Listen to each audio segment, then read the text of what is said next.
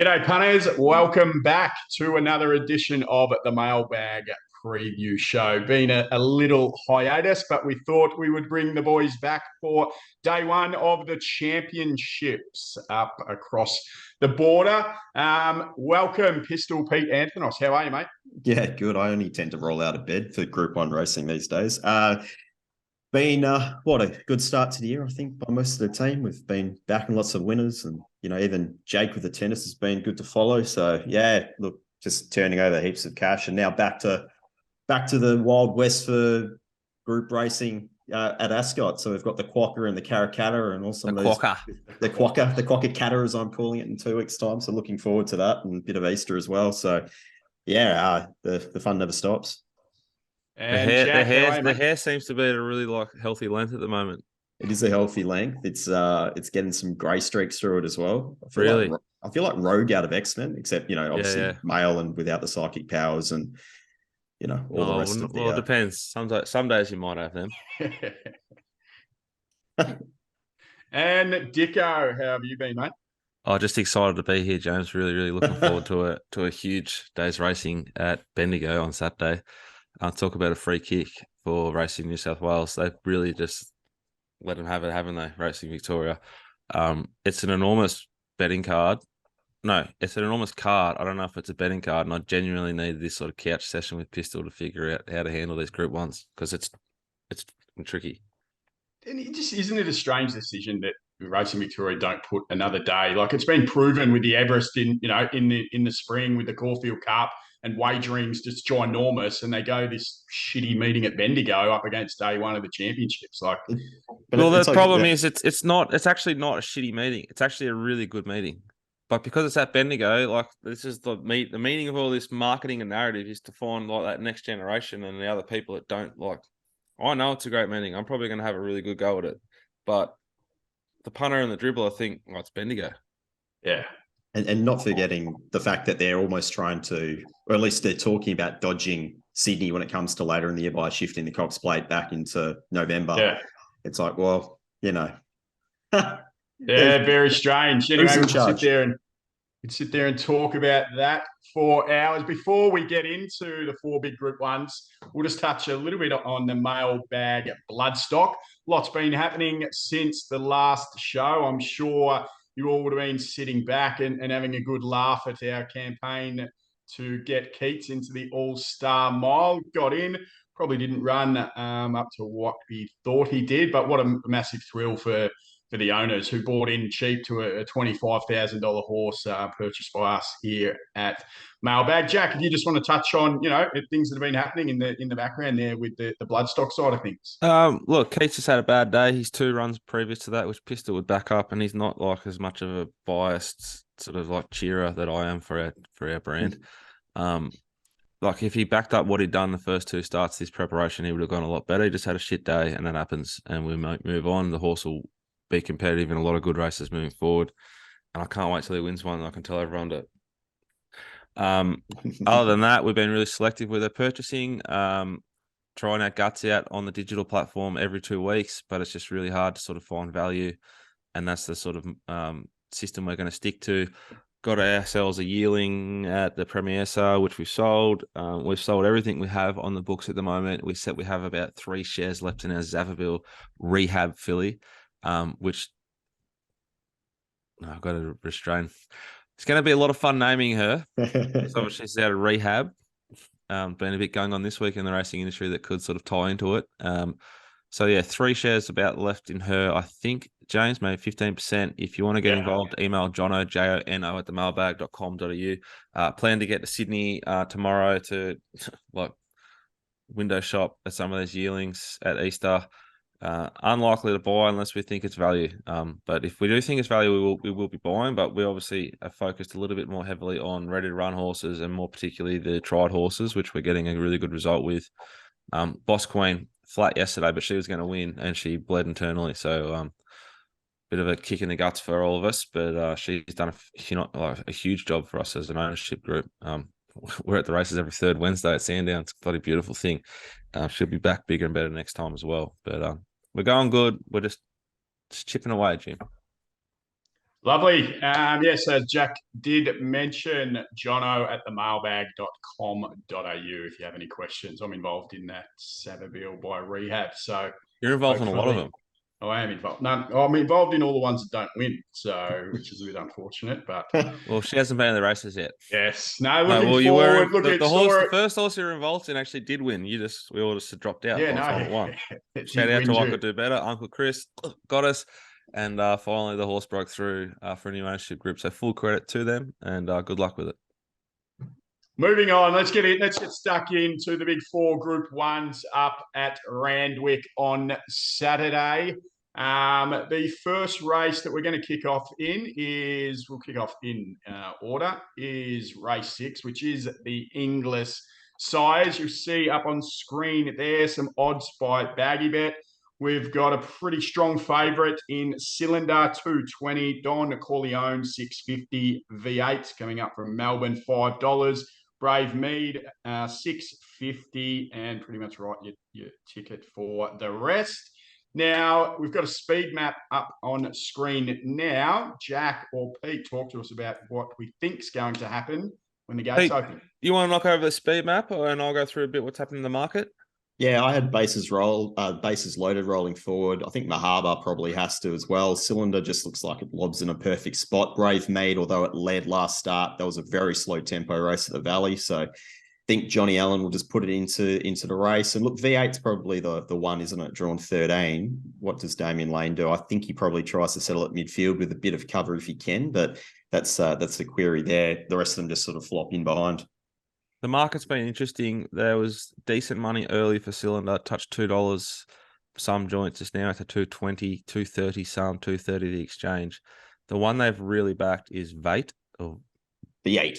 V8. God, what was that? The second horse I've mentioned. Good to be back. It's been $9 into $5.50 everywhere. So despite that awkward draw pistol, which I thought would sort of protect its price, I half liked it. A bit of fresh blood versus the numbers. They've crunched it. That's like almost halved in price. I want to back it. I really like it here. I love what it's done. You cannot knock what it's done. It killed him on debut. It absolutely killed him to the eye. And then the closing section was backed it up at Flemington. And it was ridden with a sit. Like if it sat forward at Flemington, I'd be sort of less grey here because I just think it's going to roll forward. Because I agree, they're not going to like go handlebars down on Brave Me. They should, but they won't. Butch Cassidy will kick up from 3 and sort of hold that fence spot unless something takes it on. I think V8, V8 could roll across. Like D-Lane's one of the best rhythm riders for a 3 wide no cover that you should never lay in run at the 600 operation. Yeah, look, Cylinder, very hard to beat. I think Don Corleone is a fair price. He's hard to knock. His run in the slipper said to me 400s, it's not a huge risk. Whereas Cylinder is a slight, like not a risk, but not as confident it's going to get it like I am with Don Corleone. But yeah, I'd sort of work around Don Corleone and V8. Oh my God. And potentially have something on Butch Cassidy, Peter. Yeah, I just didn't think there was a huge amount of value early. I think Cylinder's too short. I think V8's probably a touch long. Probably want to see what the conditions are on the day. It's currently a soft 6 and more rain forecast and so forth. So look, it might end up being that 3 wide no cover is not a bad spot to be if the rail starts chopping out. But look, I've got V8 as a slight over here, but that's really about it. Yeah, it's not really a race I'm too enthused about betting on Thursday morning. I think that's one of those things, like you need to have a good edge if you want to take barrier 13. Not sure what's going to be in a run horse. Yeah.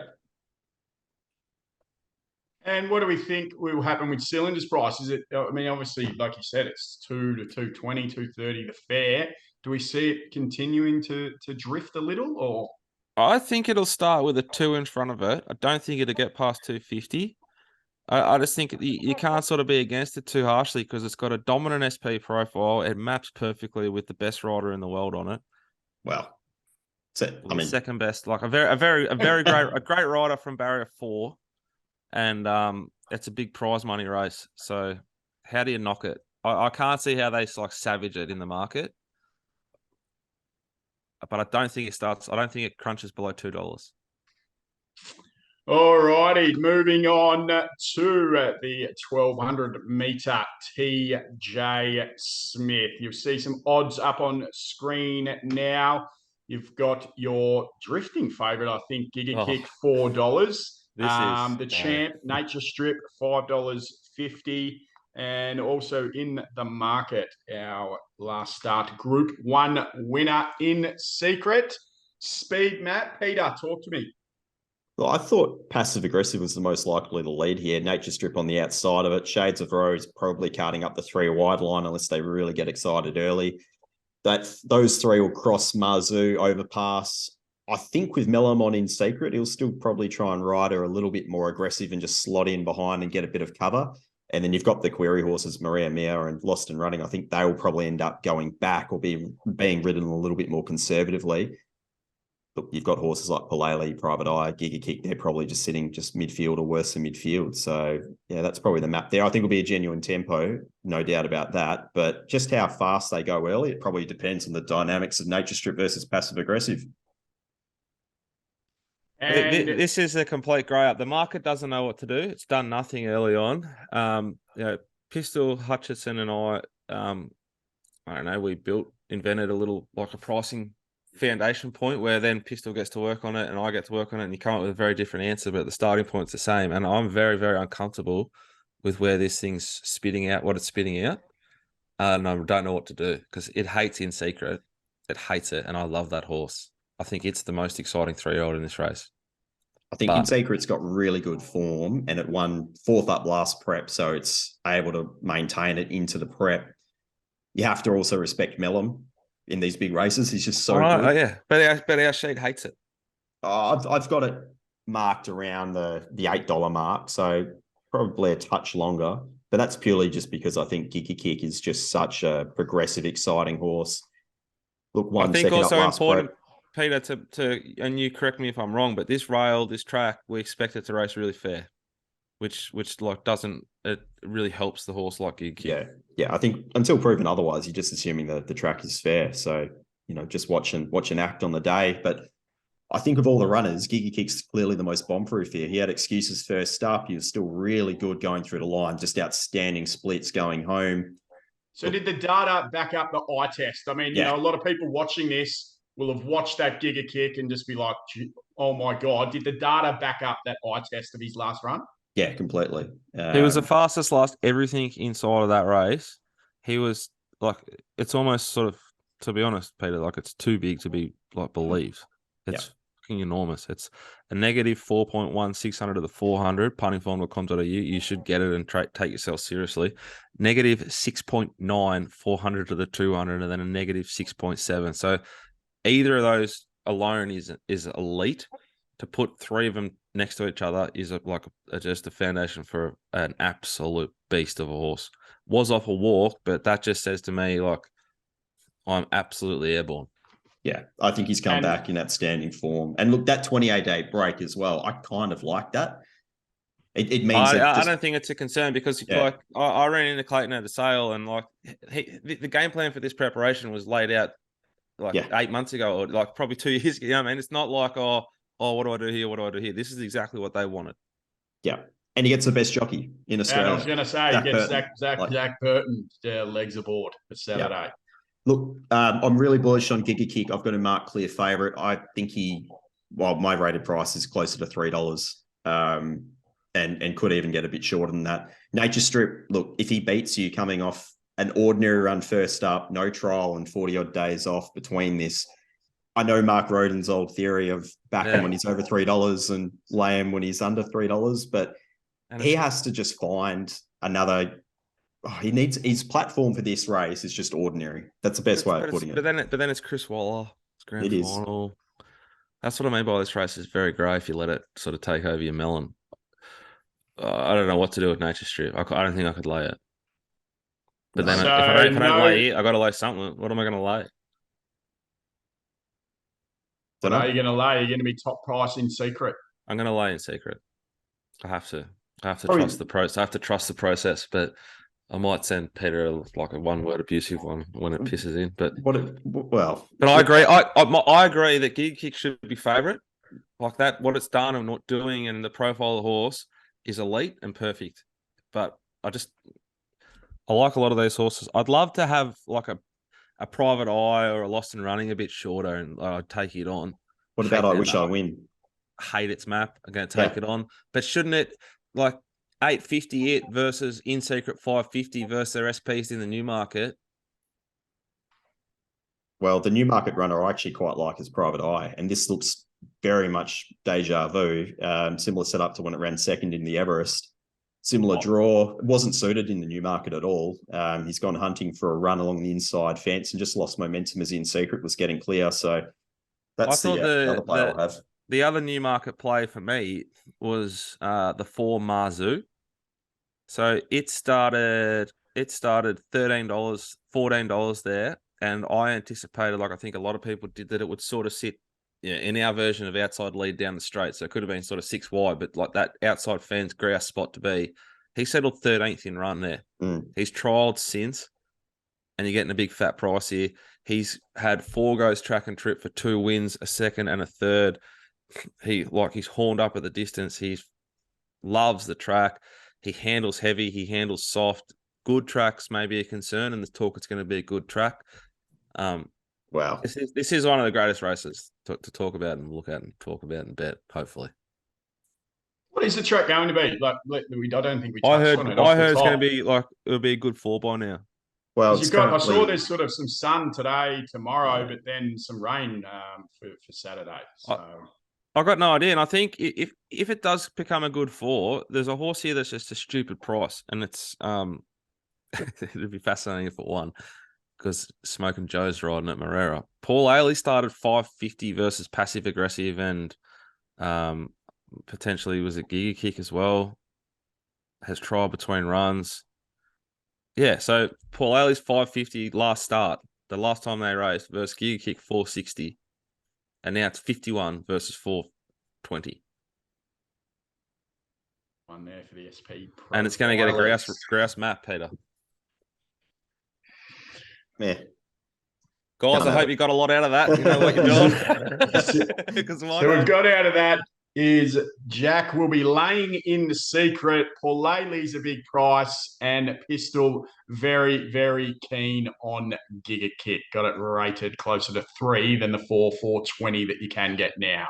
That's the TJ. Let's move over to probably another race just as hard. The Doncaster Mile, race 8 on the card. You can see the odds up on screen there. It's a massive field. I'm not going to read them out. There's 3 in single figures. We've got Mr. Brightside, your $5 favourite, Alligator Blood and Fangirl, $8. Double figures the rest. Let's have my best guess at this map. I've got like absolutely no confidence in it. Peter, have you got any notes map-wise, like anything this thing might get a good run or anything like that? Because I found it close to impossible. Well, I think if you start with the leader and the on-pace brigade, that's probably a good place to start. I think, look, Gentleman Roy carts across Alligator Blood. I think that's probably half the key right there. Bandersnatch, Converge. Mr. Brightside seems to map pretty soft, and then you'll just find the rest of them just floating in behind them. Look, Golden Miles who got you, they probably get into the right running line, but whether or not they get too far back, that's the query. And there's heaps of horses drawn out wide, Nugget, Communist, Kerwin's Lane even, that do have on-pace ability, but just whether or not they're ridden that way from the extreme, that's the big query there. Where was your best guess that Duke de Sessa got? Worse than midfield.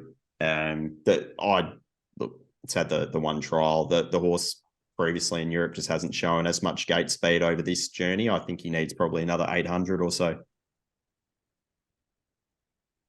And Jack, the market, you've got the All-Star Mile winner, Mr. Brightside, topping the market there at $5. It's all these people hanging shit on the All-Star Mile. Like, this proves again, like you are wrong. Like, it's a proper race. I reckon this horse will drift because it's drawn inside, and I reckon it'll chop out by now on it's such a big day's racing, and that'll cause it to drift slightly. But it's favourite coming from a pop-up race. There's 2 pop-up races that are relevant and have been successes. That's the Everest and the All-Star Mile. The form out of it, brutally run. Cascading came out and absolutely hooned home in an Australian Cup. Pounding came out of it and ran a really nice race in the Australian Cup. So this is an extra week between runs. It's very hard to knock the form. The weight swing will grave run up with Alligator Blood, but it's Tim Clark on, which I think suits. I think the wide draw suits. I think they rode it too like. I can't believe the tactics in the All-Star Mile. Like they were brain dead to me on a horse that has like sustained tactical speed and is like a champion. They tried to ride it like it was a push button horse, and it's not. It's a roll forward and fucking catch me if you can horse. And they get every possible from barrier 12 to do exactly that on Saturday. I reckon it's going to drift because of its SP Wade versus its weight swing. Like I think it has a horrible weight swing versus some of these, Peter, which I don't give a shit about, and I don't think you do either. But no, it's just like, like Nuggets getting 7.5 kilos off it. Gentleman Roy's getting 7 kilos off it. My Oberon 5. Mr. Brightside's getting 2 kilos off meeting it that other day when it beat it. So it's going to be hard for people to say, well, how can Alligator Blood be shorter price than Mr. Brightside here? But I think he's a genuine player here because he has to go forward from that draw, and there is going to be proper tempo, which suits him. Both of those suit him. In a wide open race where, like we started with, Peter, I got no real clue where they're going to be in run, except for I'm pretty confident Alligator Blood's going to roll across and be somewhere thereabouts. And if he's rolling at 600, I reckon he's going to give you a big run for your money. And he'll start with a 10 in front of him, I reckon. Yeah, look, I tend to agree. I can't actually believe that he's a similar price to Converge. Just on their best ability, their best figures. I've got Alligator Blood as the best horse in this field. Deserved top weight. As you said, though, I think he should be. Yeah, I think he should be almost half the price. Look, I wouldn't want it to land in the heavy range on the day, but he's just such a strong, genuine horse. He had excuses last start. He's got the figures. He won third up last prep. He just ticks all these different boxes. The stable's just like one of the best at getting them ready on grand final day, yada, yada, yada, blah, blah, blah. Just easy bet to have, as you would say. Look, out of the rest of the field, I was keen to see what they did with this going global, but I think best figures are on firm track, and I'm not exactly sure it will land there on the day.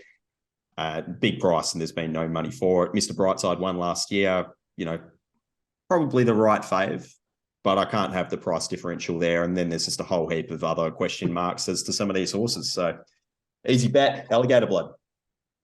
Jeez, with some Jack thinking it's going to drift, Pete saying it should be half the price. It sounds like it's a I just very think nice that, each way bet to have. Yeah, I just think the market might oppose it a little bit, but I think it's the way to play the race. And we need a bet because it's Doncaster. It's one of the great races. Are we allowed to vape on the show? Any more thoughts on a Doncaster there? No. Pete, very keen again on Alligator Blood. Let's move to the last Group 1 of the day. Let me just pull the odds up. You can see on screen there now. Again, we won't run through them. I think the key form is the New Zealand Raiders all coming over out of the same race. Let's have a look at the map. And Jack, talk to me. What's the map doing here? Look, it's a little bit harder. It's also hard because it hasn't saved. But I have done it and put it onto our slides. So I thought Major Beal, Cezero, the pace, Pericles, Elliptical, and Japanese Emperor get the grouse runs, do whatever they want to do. Found it hard to place that Mark Twain, Peter, map-wise. Yeah, usually slow away, so I think it'll get back in the field. But the other Kiwi Andalus, that jumped pretty well there in the Derby, and I thought Zach Burton on board, it can probably settle closer to midfield. Stroke of Luck was trying to be ridden a little bit more positive last start and was blocked the entire way up the straight. So I think that's probably your forward of midfield brigade. Yeah, and then like back to our little, pricing thing we've got, Peter.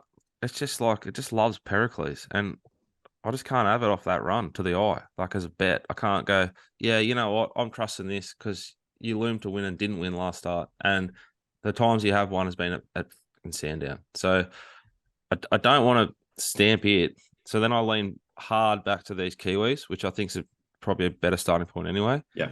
And Sharp and Smart started $1.40 versus these things at hundreds, 95s, and $15. So I'm done. I'm not going to overthink this. I'm just going to back Sharp and Smart. It's a bigger price for getting Hugh Bowman on it. It's got no weight swings or anything. It's ridiculous. Like Mark Twain started $15 versus it, right? $15, and now what am I trying to take? But it had all the favours in that. It had all the favours in that run there last start but against the other three that probably didn't have as cozy a run as Sharp and Smart. $1.40. Now I'm getting $4. Yeah. Ridiculous. That's partially the map as well. I mean, surely if Sharp and Smart drew barrier 6, 7, it's probably $2.50, $2.60. I can kind of understand what you're saying. Even in the Victoria Derby, Sharp and Smart was $2.90 versus Pericles $8. Yeah. Manzoice obviously zapped it on the line at 20-1, but I'm not sure Manzoice is showing quite I don't the think same. he's come back. Yeah. It's kind of like the nature strip argument. We're just going, it's Waller. That's basically the justification for like wanting to back the horse. It's Waller. But Sharp and Smart, I was going to go on to that. It's got SPs everywhere that says I'm better than these horses. And this should be like a proper test. These races normally are. I mean, look, don't get me wrong. The wide gate, there has to be a chance that Bowman follows Major Beal across and just settles forward of midfield, puts it straight out of the equation. If they string them out early, he might settle one out, one back, or two pairs back, one off, and then just being the gun spot anyway and having a head start over most of these Kiwis. So I think on a day where you can, and we've already done this for this show, but we've already done 3 races, you can seriously overthink a lot of this because there are angles, and angles. I'm just going to keep this really simple. This horse has an SP edge versus everything in this race. It's got a good rider, good camp, good form. Bet. I thought it'd be 250. Oh, look, like I said, I probably want a little bit longer. I'd probably want $4, but at this stage, I'm not backing anything else. So that's the way that I've sort of landed there. I've got Mark Twain under double figures as well, but at the higher end. And then it's, Pericles is closer to double figures as well for me. So that's my top 3. I really wanted to find fuller sincerity. I made it a black booker. I don't even know if we actually posted that content. Sometimes we miss it, but I thought it was enormous last week, and it's on the quick backup. But it's just like staggered the price I've given you. Like it's just no juice there for me. Yeah. But I think that horse will run a really good race at the same time. But I'm all in on Sharp and Smart. It's my best of the day at Randwick. And happy to take the price now, Jack. There's $3.90. There's $3.90 right now as we do this. Yep. I'd be surprised if I think it'll start with a 2 in front of it. Really? From barrier 17? Yeah, this is race 9. If there's a bit of rain, a soft track, they're off fence. We're Peter and I are anticipating it's going to be a fair track as it is. It could sort of lean a little bit more towards that type of runner by the race 9 too. Like you don't want to be rails and run. They're getting off the fence. If the inside holds up, I'll throw out Japanese Emperor if you're playing trifecta's first 4s. I think gate 1 for a horse that wasn't suited last start has one on heavy, so it will handle the soft, and Ben Mellum on board.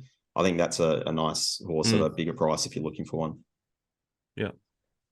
Great race to play trifectas and first 4s with those 2 favourites with a 3 in front of them on Popnam.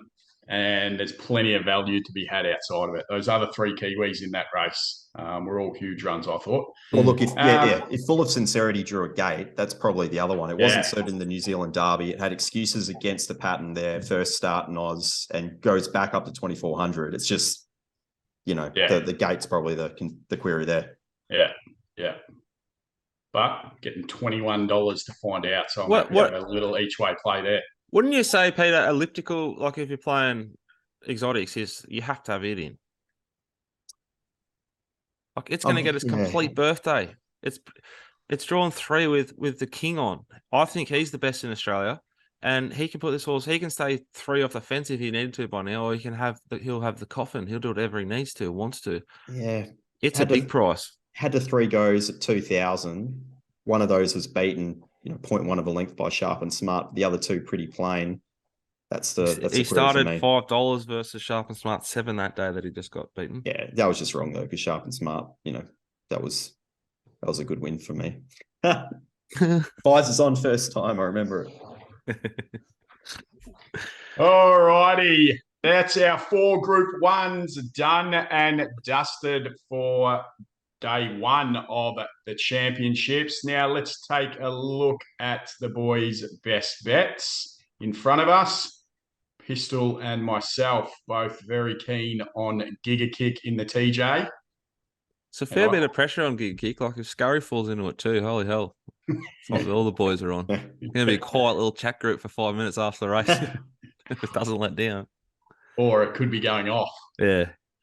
And our value... What about, did Rob Scurry yesterday do a bit of Flaresman work, Peter, and just find a winner at Sandown while he was bored? Yeah, Altivo, which I think was a Mama Scurry pick from, I think, was it Newcastle or the Provincials start beforehand? And then shout out to Sisty, John Sist, who's probably top 3 all-time subs, one of the great men.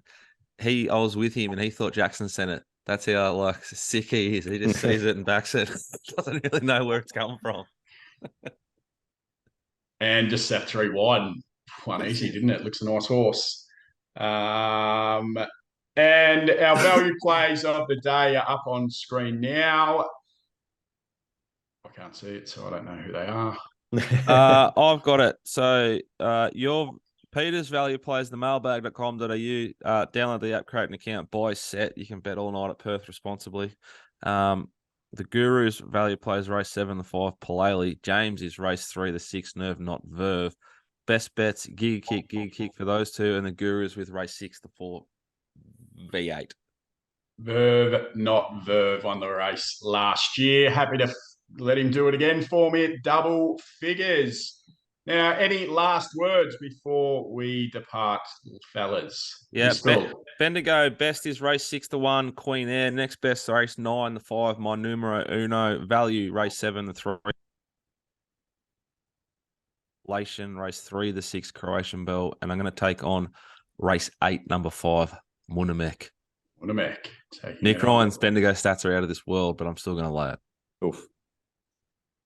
And Pistol, how's the Ascot card looking for Saturday?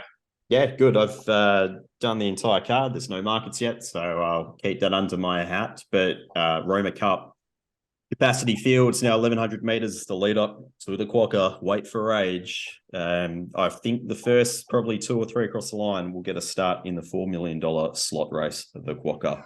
G Hall signed Kementari. The $4 million Quokka. You got to put someone in. It's been a poison chalice. Every horse they've put in is either gonna miss or run horribly. So yeah, Special K.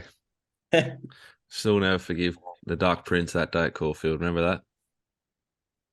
Caulfield Guineas, wasn't it? Yeah. Mighty Boss, 100 to 1. Up the guts. Michael Walker. Full credit to you, Michael. Great ride. Horse never won another race. Went around Group 1's rest of its poor life.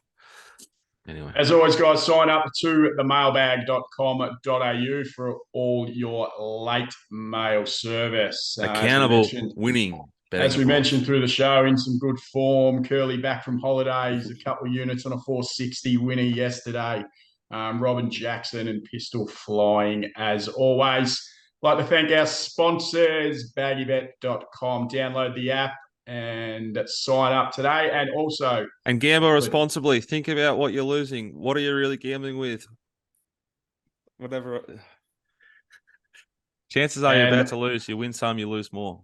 And punting form, all that the boys have spoken about today comes to you from puntingform.com.au. Till next time, have a good weekend.